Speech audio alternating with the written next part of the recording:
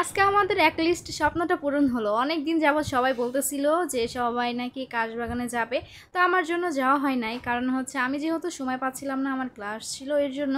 তো দেখুন সবাই অনেক খুশি এখানে এসে। আর আসলে বাচ্চাদের একটু সময় দিতে হয় যাতে ওদের মনটা অনেক ফ্রেশ থাকে। আর যে জায়গায় এসেছে এই জায়গায় যদি ভালো না লাগে তাহলে কিভাবে চলে বলুন তো।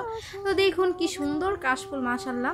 আর এই জায়গাটা যেহেতু নদীর পাড়ে এর জন্য কিন্তু বেশি ভালো লাগতেছিল। আর এত বাতাস ছিল, মন কিন্তু এমনি ভালো হয়ে যায় অটোমেটিকলি। তো আমার একটু নদীর পাড়ে একটু বেশি ভালো লাগে। তো দেখুন আমার ভাগ্নিটা খুবই খুশি এখানে এসে একদম।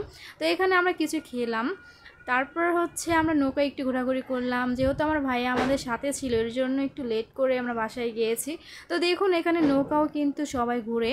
আবার একটু পরে দেখি যে এখানে অনেক বেদের ঘর এখানে বানিয়েছে। দেখুন তারা রান্না করতেছিল। তো আসলে এই জায়গাটা এই শরৎকালে সব থেকে বেস্ট লাগে আমাদের এই এলাকাটাই। তো আপনারা চাইলে একদিন ঘুরে যেতে পারেন। সবাই ভালো থাকবেন। আবার চলো একটা নেক্সট ভিডিও। আল্লাহ হাফেজ।